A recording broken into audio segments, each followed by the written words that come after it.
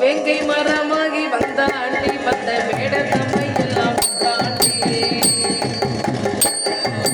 வேங்கை மரமாகி வந்தாண்டி வந்த வேட தம்மை எல்லாம் தாண்டி இங்கு சூரரை கொன்றாடி அந்த வீரனை பாடி அடிக்கபடி